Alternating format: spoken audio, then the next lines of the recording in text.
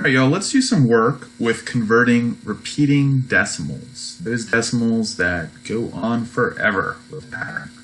Okay, so if we need to convert 3/11ths into a decimal, we need to use division. That's how you change a fraction into a decimal.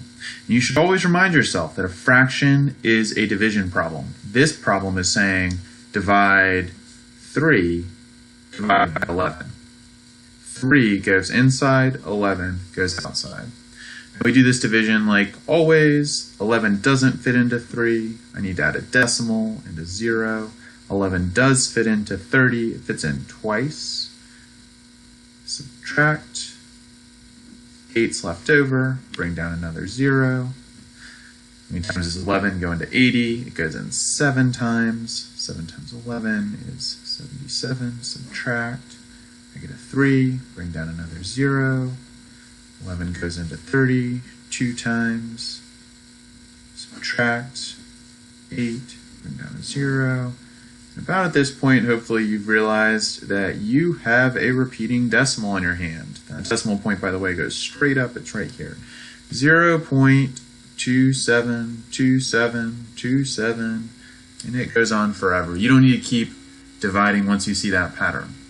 In fact, you can just write this as 0.27 with the line, it's called a vinculum, by the way, over the 2 and the 7, because those are the numbers that are repeating. Right, so that's changing a fraction that's repeating a fraction into a decimal when you get a repeating decimal like this. But what about if we want to go in the other direction? You've probably done problems like this before, but have you figured out how to change something like this into a fraction? Well, here's how you do it.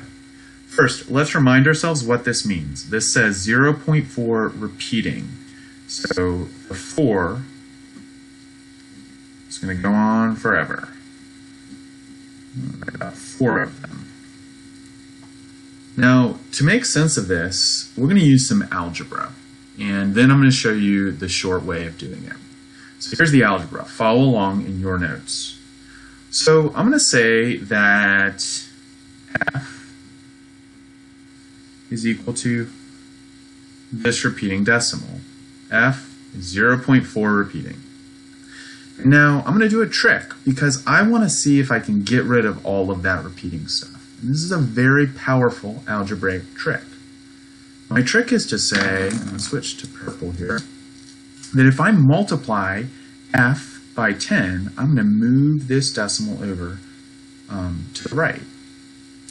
So multiply f by 10, 10f, and that's the same thing as moving that decimal over to the right one. So 10f is equal to 4.444, and so on. Okay, now let's do one more trick. My goal is to get rid of this stuff. And so I'm going to say, you know what? I'm going to subtract this from each side. You'll see why in a second. I'm going to subtract over here f. And f is the same thing as 0.4 repeating.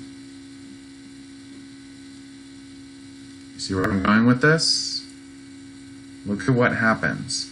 If I subtract f on this side, by the way, I can do this because I'm just subtracting the same thing from both sides. I'm subtracting f over here, and I could write minus f over here, but because it's the same thing as this, but it's going to be convenient for me to write it as that repeating decimal.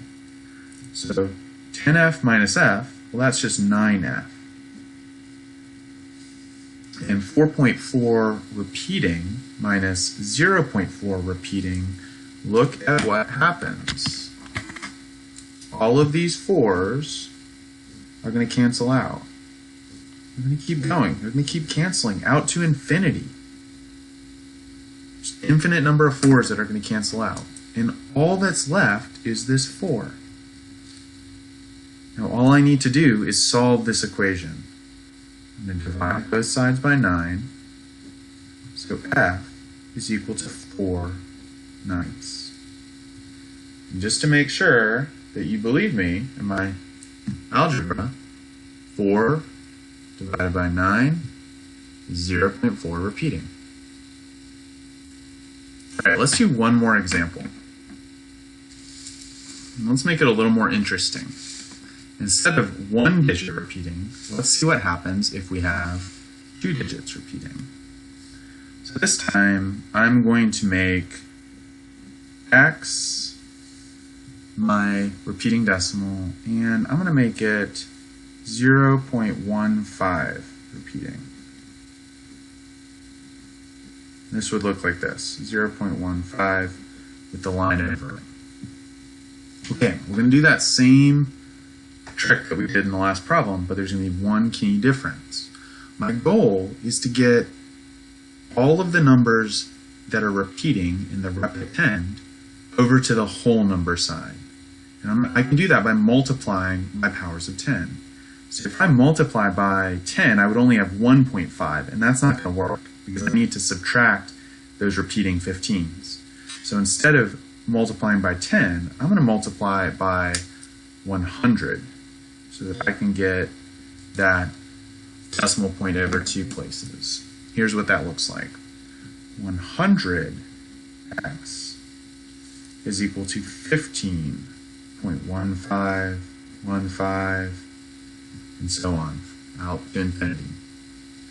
And now I can subtract x from both sides, but remember it's convenient for me to write x on this side as 0.1515 out to infinity.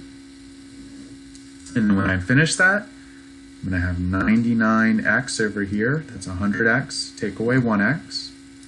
And that's equal to, again, these 15s, they cancel out all the way out to infinity. So all that I've got left is 15. Now, to solve it, I divide by 99. X is equal to 15 over 99.